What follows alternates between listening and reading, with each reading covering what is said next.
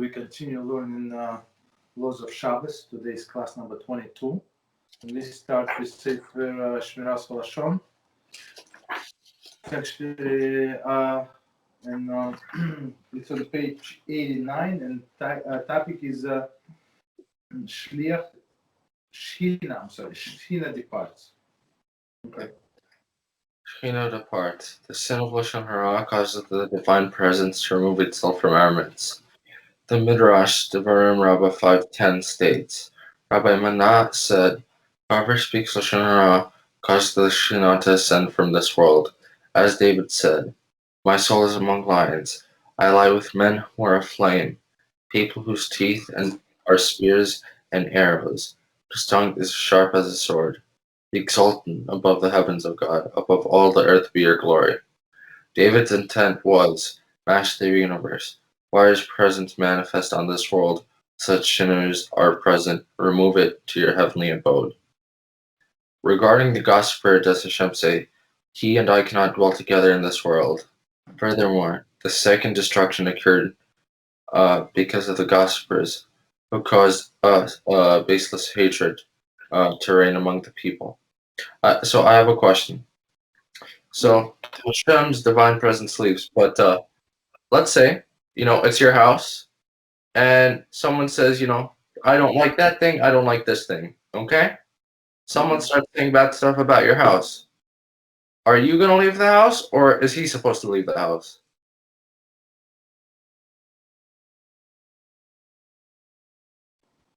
So he's speaking bad about my house in my house? Yeah. I see what he's saying. Okay.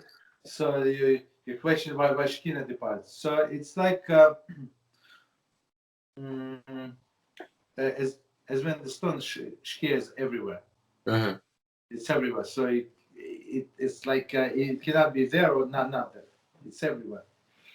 So it's I would say the Shekhinah, what it means here. So divine providence that on us. Mm-hmm. So that protects us, that guides us, help us. So it is not there. It is everywhere, but not on us. So that's but people understand exactly as it says here. So it was on us, and now it departs wherever, somewhere, which is maybe or another understanding. It's not as visible. You cannot feel it as much. Got it. Good comparison. I like it. One who causes strife among friends is despicable in the eyes of Hashem. Their sin is too great to bear. King Solomon said, 6 things are hated by Hashem, and the 7th is despised by him: haughty eyes, a tongue of falsehood, hands which shed innocent blood, and one who incites quarrels among brothers. Our sages taught that the 7th is the worst sin of all. There is a note. Oh yeah. So Vayikra Rabbah 16:1. Yefeta R explains that evil talk can ultimately lead to murder and other heinous sins. Thus, it is potentially the worst sin of all. So meaning he started talking Lashon Hara, and Yeah. it's going to bring to why it starts with haughty eye, right? Yeah. Haughty eye, tongue of falsehood, hands shed innocent blood. So everything is going to happen because of this Lashon Hara. That's how it is. Okay. Very nice. All right. So we continue on page 36. This is a good number, 36. And we'll continue learning the Shabbos earnings, right? How like if you're allowed to be paid, or if you're allowed to pay somebody for, and then how do you allow to pay, right? For if somebody works on Shabbos. Okay, so we're on G. Restaurants and caterers. Restaurants and caterers may charge for the meals served on Shabbos, since the meals served involve pre-Shabbos preparation and expenses. Which makes sense, right? They, in order to serve this meal on Shabbos, they had to cook it, they had to buy it, all of this, right? So all of the expenses. So it's this one, I guess, D is the easiest to understand. Okay, continue. E, hotels. A hotel owner owned by a Jew may rent their room specifically for Shabbos, since the room must be prepared for occupancy before Shabbos, and the linen must be laundered. Okay. The room charge is for combination payment of for Shabbos residents, weekday preparation and expenses. So it's like he's paying for preparation of the room, and then it includes Shabbos and after Shabbos, so they have to clean up. So all of these things. So it's very interesting. Just a note. So here in America, so if you want to go out for Shabbos, if you want to stay at a hotel, so you have to pay for 2 nights. So even if you're living on Shabbos, so it's like checkout time. I think like from 12, 1 p.m., 2 p.m. like tops, right? So of course for you it's middle of the Shabbos, so you have to pay for extra night. But in Israel, so in Israel you can check out after Shabbos. So in many hotels, like more or less religious hotels, so they give you option to check out after Shabbos, which is very nice. So continue. F. Mikveh. Mikveh may impose a fee for the use of its facilities on Shabbos. So the mikveh must be heated and the facility cleaned before Shabbos. So and plus I would add to this and towels. They provide towels also have to be like also have to clean before, after, stuff like that. So no problem. So I'm not sure. So people in all of the mikvahs there is a sign. So I mean that's including Shabbos. So they want $2, $3, $4, whatever they want, and the plus they said including Shabbos. Okay, so G counters. So we already talked about counters. H doctors. Okay, so it's very interesting. So doctor can be paid for things on Shabbos. The stipler Gaon Zatzal advised that one do not do his utmost to compensate the doctor for service he rendered on Shabbos. The following are permissible avenue of doing this. So basically, just because he's a Jew and he cannot work for Shabbos, and I mean, anyway, I mean, it's not that he is not allowed to work. He's not allowed to charge for Shabbos. So it says that Vilna Gaon said, no, Stipler Gaon said that you have to compensate. How? Number one, if a follow-up visit required after Shabbos, payment for the entire treatment can be lumped together. Okay, so like you given double pay for a second, or just lump sum, as we said, there is no problem. So number two, if doctor provides medicine or bandage, payment for the source may be combined with the reimbursement for his expenses, which we said there is one. There is some poskim that say if they incur expenses before Shabbos, which he had to buy this medicine, it's not for free, so you can reimburse him a little extra, of course. Number three, payment may be made in the form of a gift. So basically, if he's not gift something that you're not obligated to pay, as we say, to give, I mean, so you can give him a gift. Some poskim consider the rendering of the medical service to be a mitzvah, and therefore permit compensation in all instances. Okay, so some say that. Okay, so maybe no problem. Continue. I earning from a vending machine. So this vending machine. So for example, a Jew, have a vending machine in I don't know where he has, in a hospital, in I don't know, probably he has in a colleges, right? Okay, so it says some poskim permit the owner of the vending machine to benefit from the money earned on Shabbos because the machine requires maintenance during the week and is stocked at the owner's expense. So basically, before making any money, so he first had to put something in there before Shabbos. And plus, I would say when he's going to collect this money, so it's going to be like after Shabbos. Let's say he collects it once a week, I don't know, twice a week. So it would be Wednesday and Friday, let's say. Wait, I have a question. So, at the end of, let's say, a lot of commandments, like I'm pretty sure it said in the first parsha, it says, I am Hashem your God, right? Yes. Okay. Now Rashi brings down why it says this because to know that your inner thoughts are all known by Hashem, so you can't cheat him. So Yes. something like, let's say, the waiter thing, where let's say he puts down a napkin beforehand and then does all the work on Shabbos. Yes. It's allowed, but it seems like Hashem won't be the most happy about either.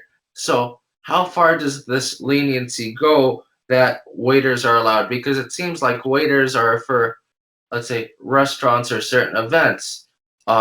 And on Shabbos, well, you shouldn't really be having those events in the first place. So, No. What's that? There's no problem to have these events on Shabbos. For example, somebody is celebrating bar mitzvah. So if they want to do it on Shabbos, when the Torah is read, so one of the procedures, right, that this boy comes up to the Torah and he reads the whole parasha. That's the thing. So and the whole parasha you can read on. I mean, you can read on Monday and Wednesday. You can read on Thursday if you want to. But the tradition, so we do it on Shabbos. but either Okay, go ahead. yeah. Well, specifically with the waiter, let's say not about the bar mitzvah, but the waiter working. Like if the waiter was volunteering, sure. But someone can basically say, let's say the waiter puts down a napkin and some forks before Shabbos, and then does 99% of the work on Shabbos. Someone can say, "Oh, I'm paying for him the work that he did beforehand. The rest he volunteered or something. The rest is a gift, basically." So, but it doesn't seem. It seems allowed, but shouldn't it be? Couldn't it be rabbinically prohibited by some rabbis or no? No, it's not prohibited. So basically, the Torah is strict enough, so we don't have to create more, like extra stringency upon ourselves. So basically, it does not matter what he thinks. So let's start from the beginning. When it says I am Hashem, so some things, for example, the guy is giving advice, somebody, right? So somebody who does not know.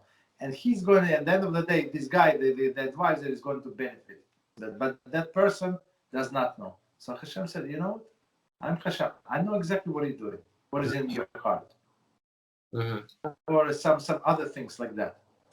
Or what would be another example? I don't know.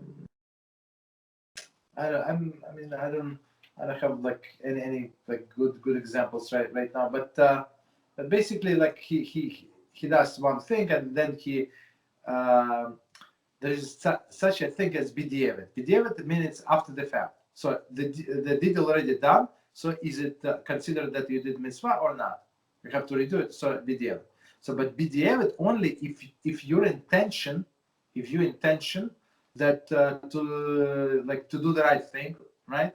And after the fact you did something wrong. So after the fact it is good. But if your intention was in the beginning to do the wrong thing, so it's not there is no BeEzrat. You understand? So Hashem sees what's going on in the head of the person. Or another BeEzrat, for example, if about kashrus, right? So we spoke about the kashrus today. So all right, so he's about kashrus. So it says that if you had the daily pot, the dairy pot, right, and it was clean, and it stood like empty for after it was clean, it stood empty for more than 24 hours. Okay, more than 24 hours. Okay, and or maybe even less than 24, but it was clean. I don't remember exactly the details. So basically, I guess more than 24 hours, right? Let's say more than 24 hours to be on the safe side. And then he cooked in this pot. He cooked spaghetti. The spaghetti is part, right? You can eat the spaghetti with cheese, and you can eat the spaghetti with meatballs or cutlets, or with whatever you want. There is no problem, right? Because they are part. So the Ashkenazic tradition say, so if you had in your mind like intention to eat it with meatballs, it's forbidden. If you didn't have anything in mind, you just cook spaghetti in this pot, and then you decide, you know what, let me eat them with a meatball, there is allowed. Are you allowed to do the same thing with if it was a meat pot or no? Like the 24 Yes, yeah. Only after 24 hours. Got it. After 24 hours. So basically, so this intention. So that's I think a better example that what you said, what Hashem saw that in the mind of the person. You understand? So in one case it is permitted, in another case it's absolutely forbidden. Does it matter if let's say it wasn't a pot, but let's say, it was a baking sheet and it was put into an oven. Now, let's say usually the baking, like the bowl or whatever, is dairy, but and after 24 hours, it's put into a place, an oven, which is meat. Is that allowed? And again, so one of that, this baking sheet is for dairy, used for dairy. For dairy. Correct or no? For dairy. So and it was for staying there for 24 hours. 24 hours. And then you want to use it for meat? Yes. So basically, they not, say not for meat, in a meat oven, in an oven that you. In a meat oven. Okay, in a meat oven. I don't want to answer this question. I mean, very not recommended. Got it. So what for example, we have only one oven in our house, so it's for parif or for meat only. So we don't do dairy ever. Mm-hmm.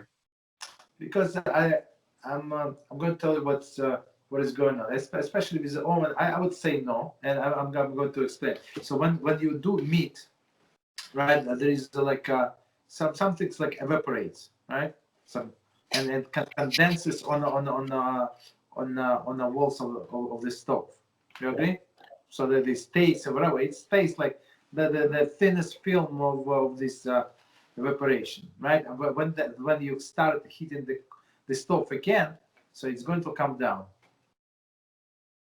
And even if it's minute, even it's less than 1 to 60, I agree with everything, but still it's not allowed because it's like you know exactly what you're doing.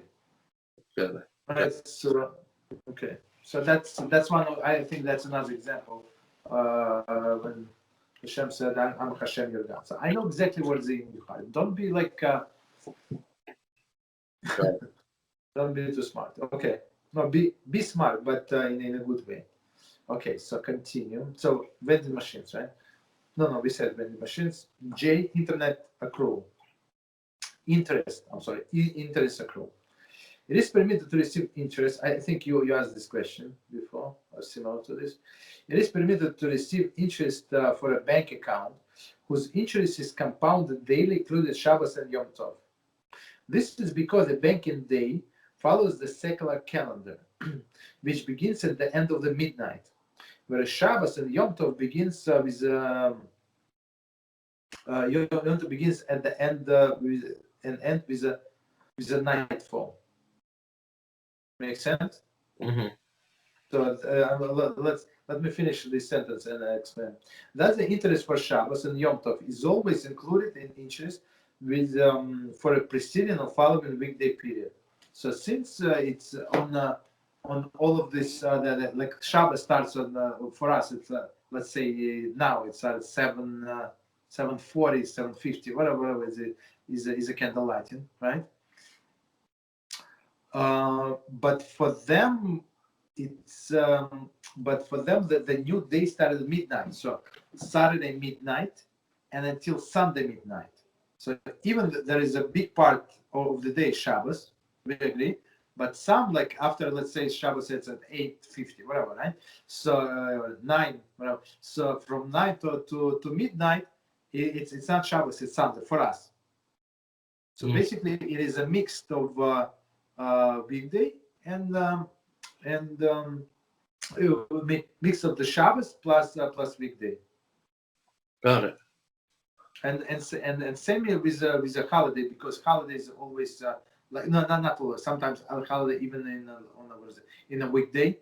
So for sure part of it before, right? It started from midnight before to midnight this midnight, and same with the second day. Okay. So continue.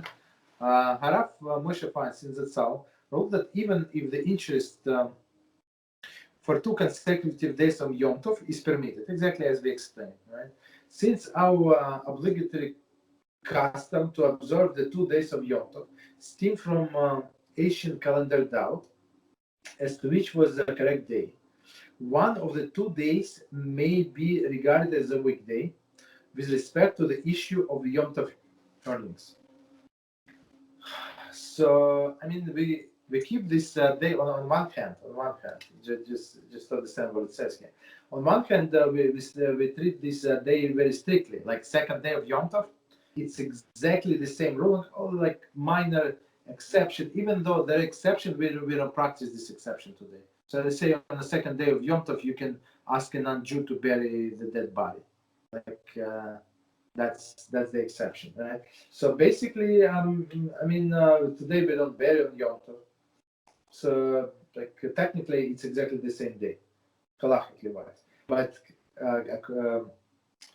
with this halacha, so they say we can count one day as a weekday with respect to Yom Tov earnings. Thus, the interest for a true in double quotes day of Yom Tov accrues together with interest on the weekday period. Okay, this leniency is viewing one of the days as a weekday does not extend to other Yom Tov laws. So they said it in parentheses. So as we said before, like all of the other Yom Tov laws stay exactly the same. Continue. However, when Yom Tov falls on Friday or Sunday, there are definitely 2 consecutive days. One more time. However, when Yom Tov falls on Friday, so when we say that the first day is a real Yom Tov, right?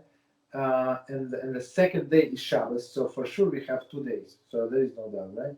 Or a Sunday, or a holiday starts Motzei Shabbos, like this year Pesach, I think, start Motzei Shabbos, right? Yeah.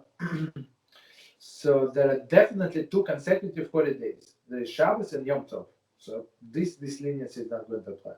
Similar, the 2 days of Rosh Hashanah are both considered to be definitely holy. So as Rosh Hashanah is the only exception.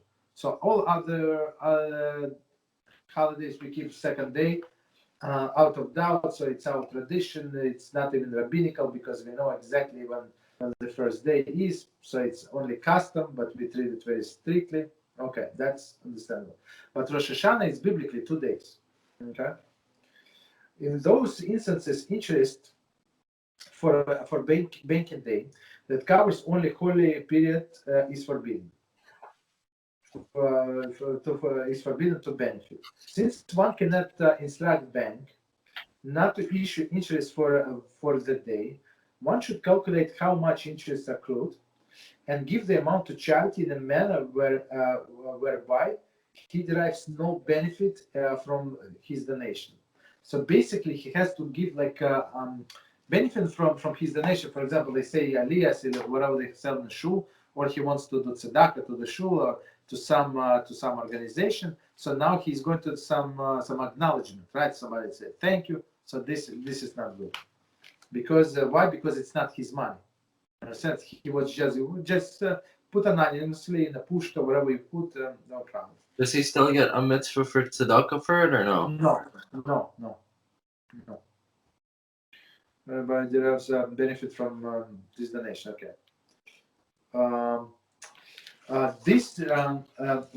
He should donate money secretly, not counted as a payment of a charity pledge. For example, he promised to give to tzedakah $54, whatever, right? $104, whatever amount. So he cannot count this as a part of this pledge. It's not like somebody's checking, but he's not allowed. And so here's another instance of ROSH HASHANAH, right? That he knows exactly what's going on, right? if the payment of the charitable pledge not received by honor, any honor or appreciation for his donation. So he's not getting any benefit. This is the opinion of Rav Moshe Feinstein Zatzal. There is a dissenting opinion which permits receiving interest even in the last case. So, but what we do, we just, I mean, it's not, this interest is not that much. I mean, unless guy is very rich, he's a Rockefeller, maybe he gets, I don't know, 100,000 interest every year. But for simple people, for me, like I give maybe $3 and it's over. Like it's 100 times more that I'm getting interest. So they give me like a penny, sometimes penny in 2 months. So, I mean, it's not, you're not getting very rich of this interest in the bank. Okay. So, okay, so on page 40, which starts with erasing. Mocheik. Okay. Erasing is one of the 39 Shabbos Melachas that are biblically prohibited on Shabbos. As explained in chapter 1, during the construction of the Mishkan, the workers had to number each plank to ensure that it would be put in the same place where the Mishkan was taken apart and reassembled. So basically, as we said last time, but just to remind you, so they wrote all of these numbers, all of these positions, right? So they would put like West 3, right? So West 3, it means west side, and third beam from the left, right? Or from the right, okay. Reassemble. This workers sometimes had to erase numbers that they wrote incorrectly on the plans. Therefore, erasing is also melacha. So, as we said last time or time before that, so it was for sure for constructive purpose. They would erase wrong number in order to put to write on top of it, that place, correct number. It is forbidden to erase any type of script, including a letter, number, or picture, and even an illegible mark.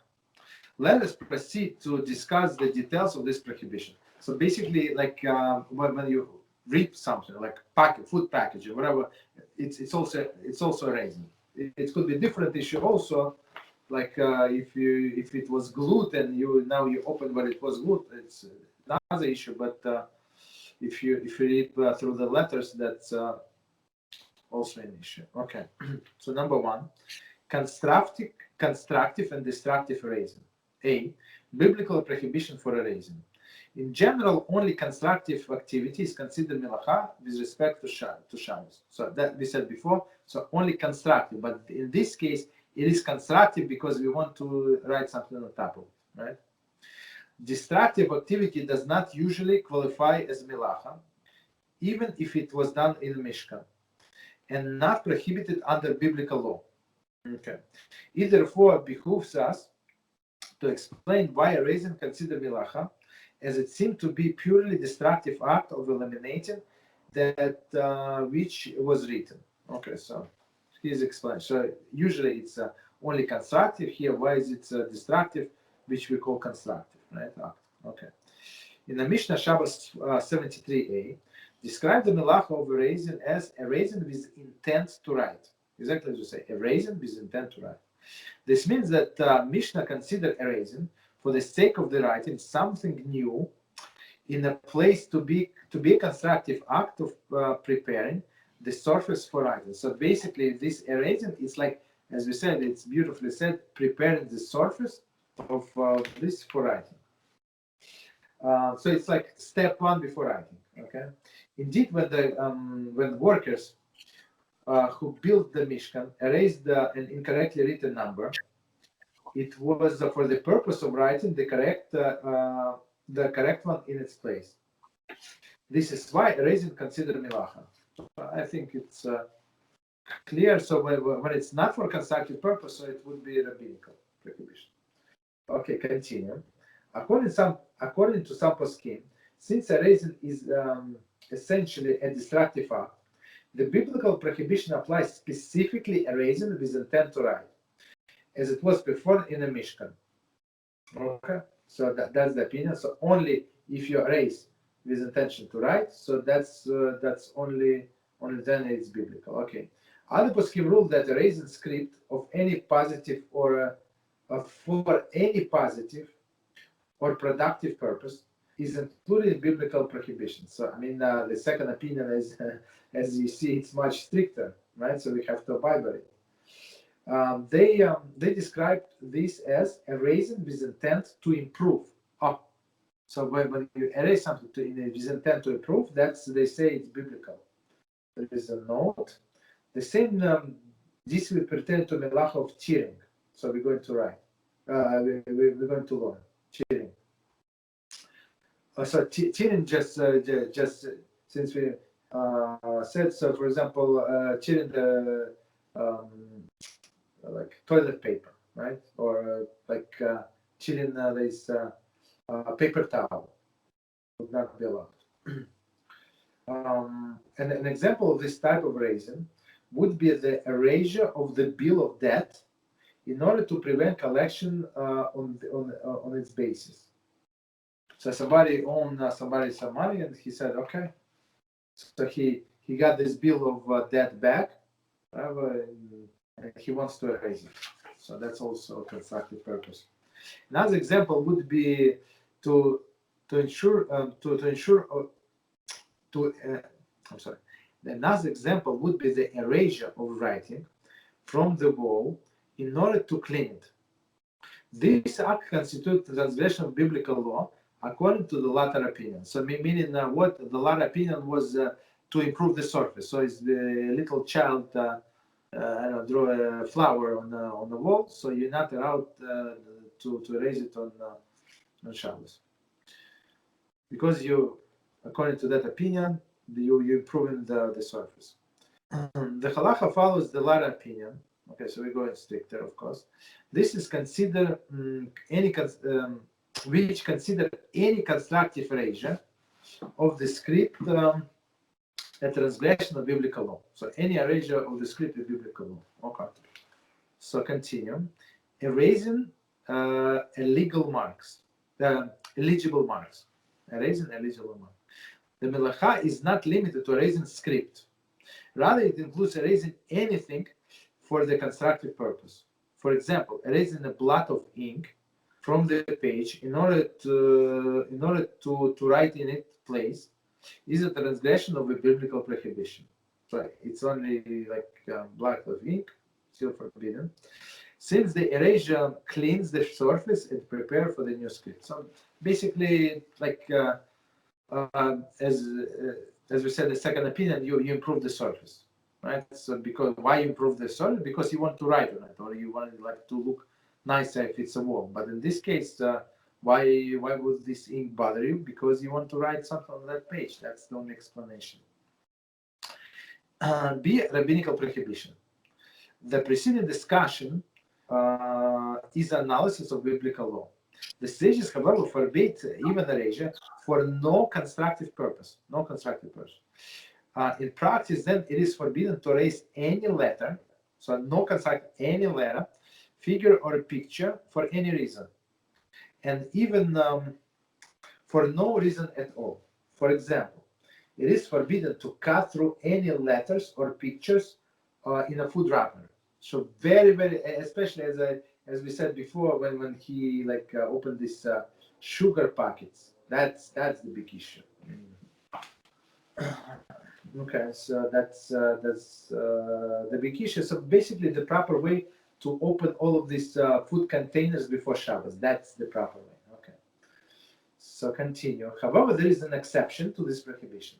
The sages prohibited only, number one, erasing legible script or discernible figure from any sources, even without benefit from purpose. And just 1 second. So we said that, however, there is an exception to this prohibition. The sages prohibit only erasing legible script or discernible figure from any surface, even without a beneficial purpose. And erasing a nondescript mark, for example, ink blot, even for the beneficial purpose, from the surface that is commonly used for writing, for example, paper. Okay, continue. So, I mean, that's clear. So, continue. We're going to see some examples. In each of the cases, the act of erasing is somewhat similar to the biblical prohibition, biblically prohibited act, and is merely lacking the accompaniment of the intent for beneficial purpose. So he did part of the job, so maybe it's not for beneficial purpose, but I mean intent. So it is he's benefited, but there is no intent. The sages did not forbid, however, erase a non-distinct mark from the surface that is not commonly used for writing. Okay, since no figure is being erased, and the erasure from the types of the surface cannot be viewed as a preparatory for writing. So we're going to see what surfaces we are talking about. The act bears no resemblance to a biblical prohibition of melacha. So I mean, it's script that's not going to stay. It's only temporary on a surface that is not going to stay and stuff like that.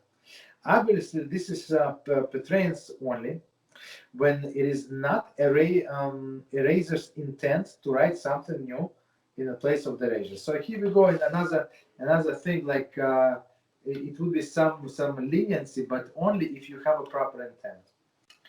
Erase a nondescript mark with intent to write is a violation of biblical prohibition, even when the surface is not commonly used for writing. Okay. So basically, one more time we explain. Erasing non-distinct mark with intent to write. So even non-distinct mark. So it does not have to be like figures or numbers or some letters. So like this ink blot with intention to write something already problem biblical. To illustrate, it is prohibited to wash of distinct figure that is written on one's hands, right? Even when one does not intend to write anything else there. Like kids, right? So they write on their hands or on the skin. However, it is permitted to wash off the ink stain, since human skin is not commonly used for writing upon. Okay, so that's if it's a letter, even on skin, would not be allowed. Or there's what is it called, like temporary tattoos, right? What kids put, right? That would be one of the examples that is not allowed. So commentaries say washing on Shabbos is permitted only with a liquid soap that flows freely. I mean, okay. So a second. So let's finish this and this stuff. So about this soap. So since we're on the topic and we not going to get to that book very time soon. So on Shabbos we're not allowed to use the bar soap, only liquid soap. Liquid soap, right? For like. So, and even in this liquid soap, if it's too thick, like sometimes like it's like fancy schmancy, like a very expensive soap, very thick, so you have to put it like a little water, make it liquidy. So it has to be watery. Okay. Similarly, while it is forbidden to wash off numbers that are printed on fruit, it is permitted to wash illegible ink stain of the fruit. So basically, I mean, today they don't stamp in all the days. They would put like ink stamp on the apples for not on apple. They just put it on apples. I don't know. At least on the oranges they would put, right. So you're not allowed to wash this off. Or for example, on the apples today, on oranges you have like stickers, right? Stickers, and there is a number, there is a picture, whatever the letter. So you're not allowed. So let's say let's take apple. So you're not allowed to remove the sticker first of all, and you're not allowed to wash with the sticker. So what we do, you cut a little skin of the apple together with the sticker, and you throw out. So that's the proper way, meaning that you separate good with bad together. Okay, continue. Similarly, while it is forbidden to wash off numbers that are printed on fruit, it is permitted to wash illegible ink stain of the fruit. So meaning it was, I don't know how they got there, but You can wash it. Since the fruit is not commonly used for writing surface, as writing surface. Another illustration: it is forbidden to erase distinct figures that was scrolled on the foggy window panes. So basically, somebody wrote something on the window pane. Maybe before, let's say there is no Avera, before Shabbos, kids played. So now it has to stay until the end of the Shabbos, basically. You're not allowed to erase. But it is permitted to wipe away a nondescript scrolling, since the window panes are not commonly written upon. So if somebody just touch with a finger, like, or do like, I don't know, like with his finger, not distinct like mark, so you can wipe out. So actually let's finish this C and we stop. So summary of Hallachic guidelines: it is forbidden biblically to erase any mark, whether descript or non-descript, or for any constructive purpose. So if for a constructive purpose, you're not allowed to erase. So basically, we said if you need a place to write, in where this picture is or this letter is, or you want to improve the surface, it's biblical. Continue. B. It is prohibited rabbinically to purposely erase script from any surface. Purposely. So rabbinically, we said if you want to just erase, right? So if you want purposely from any surface, okay. Continue. Number 3. It is prohibited rabbinically to purposelessly erase any mark, whether descript or non-descript, from a surface that is commonly used for writing. Okay. Purposelessly, so without any intent, he did not need the surface, whatever, he just, for whatever reason, no constructive purpose, he erased it, right? He wanted to erase, so distinct or not distinct, so that's prohibited rabbinically. Okay, number 4, the last one. It is permitted to erase non-distinct mark, like some, whatever he put, like, I don't know, line on somewhere, not for a purpose of writing in its place. So I mean, from window, I think from foggy window, I think it would be the best example. Right in the foggy play, right in its place, from the surface that is not commonly used for writing. So if it's commonly used for writing, it would be rabbinical prohibition. However, depending on the texture of the surface, this falls under the prohibition of laundering. Chapter 12. So laundering. So that's a different melacha. So just the summary of laundry, we cannot improve the thing, right? And laundry is not only with clothing or with your bed sheet, like tablecloth, right? Or with bed sheets. It's could be with anything, and you try to improve the surface. Could be laundry. Okay. So let's stop here. Any questions for me, please? I have 2 questions about the second parsha. The first one, at the start of, I wouldn't say each parsha, but in most places it starts with Hashem spoke to Moses, saying, "Speak to the children of Israel." Correct? Yes. So, in this parsha, now it and in most places, especially in the first parsha, it says the word, "And you shall do, and you shall do this, and you shall do that," and so on and so forth. At the start of the second parsha, it just says, "If you shall observe my mitzvot," basically. It doesn't say and it doesn't say Hashem spoke to Moses, saying to the children of Israel. So why doesn't it say either one? Because I'm not saying this is the case at all. I'm just saying someone can think, Hashem actually spoke to the people. So someone can take that by accident. So in general, why is it said in other places, but it's not said at the start of this parsha? So it's the way I understand. So in all these places, it says Torah discuss specific set of mitzvahs, specific, like 1 law or 2 laws together, right? So Hashem would speak to Moshe. He would give him this mitzvah, go tell the nation of Israel, and he would tell to Aaron. Then Aaron would sit on his right side, I guess, and then the two Aaron's sons come. Moshe would teach them. Then all of the 70 elders come. He going to repeat again, and then the whole nations come, and they going to repeat the whole nation. Okay, that was the procedure. But this procedure was taught in parts, right? In parts. So that's how the Torah was given, in parts, small parts.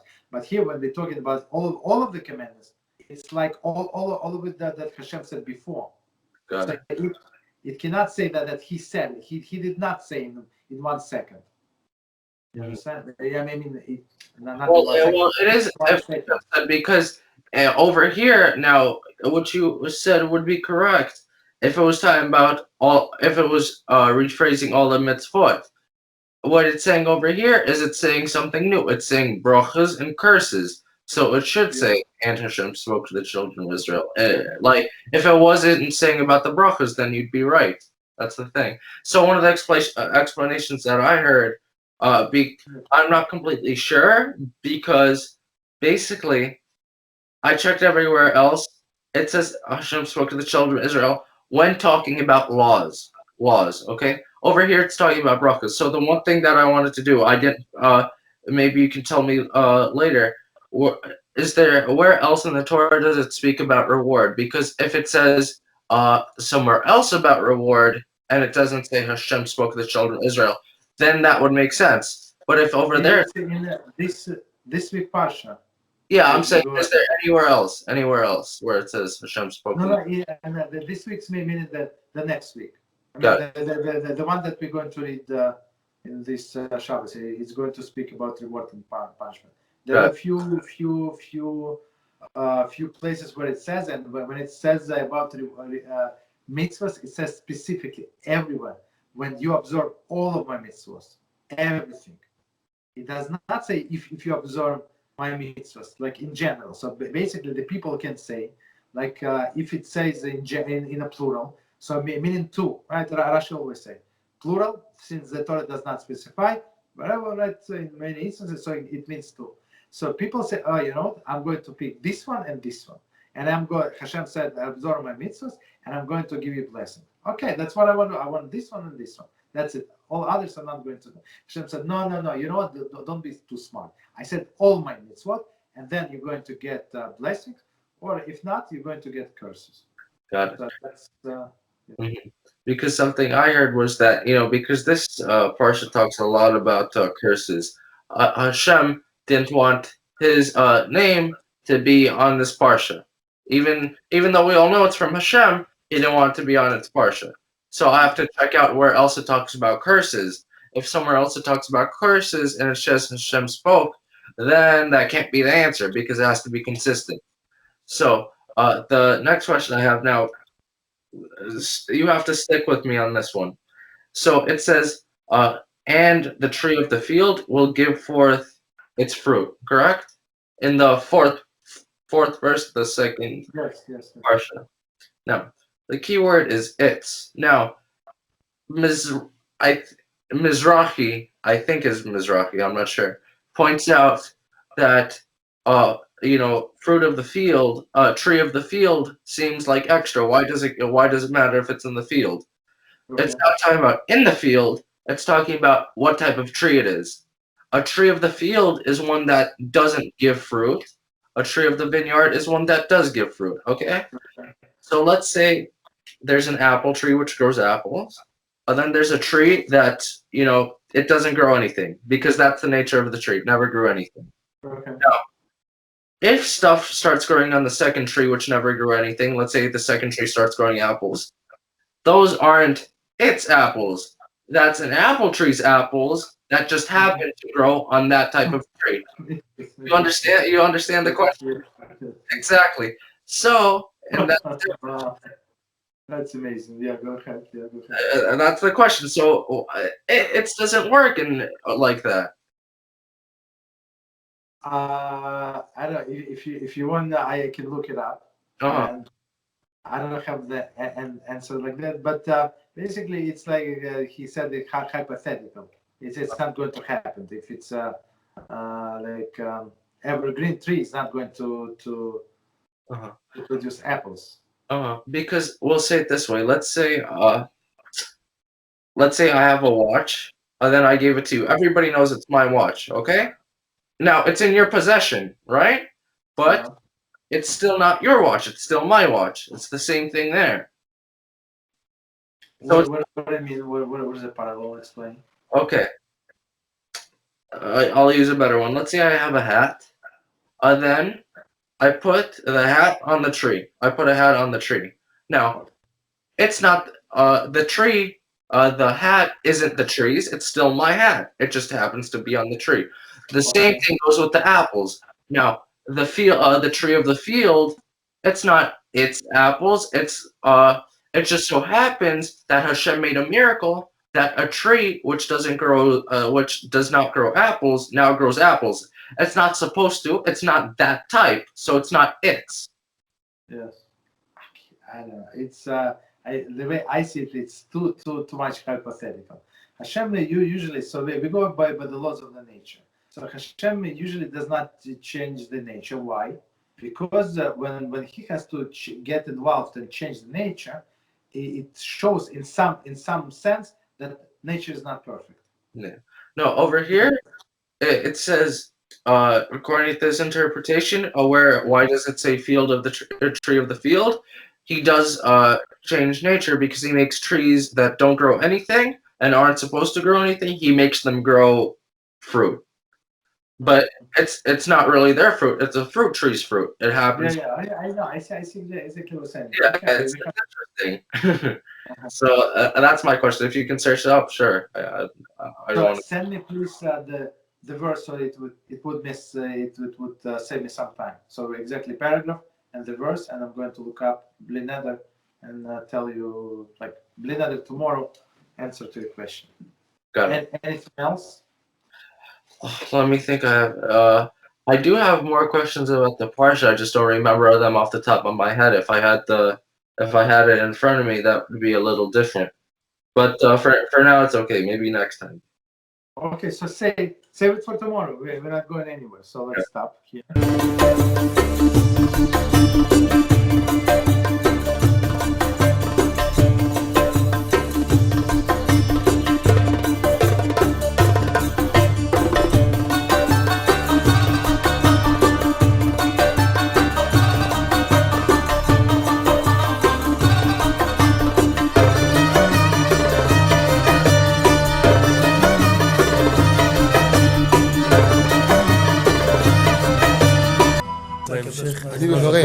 אני מברך את הרבנים, רגע.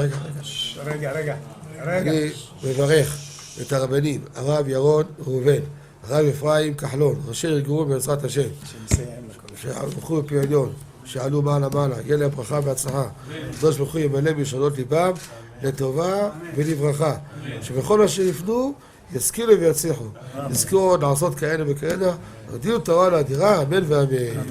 בעזרת השם רשת בכל הארץ. הוא היהודי הזה, הוא היה מיליונר, סגר את כל הביזנס, אמר אני משקיע פה בעולמה של תורה. איפה הוא גר? בפלורידה. פלורידה, איפה זה פלורידה? באמריקה. במיימי. כן, ליד. אנחנו שם עכשיו הולכים להקים קהילה ספרדית. חזק אותו בשמי. קהילה ספרדית גדולה. תעבירו מה שבירכתי אותו. כן, קהילה ספרדית גדולה.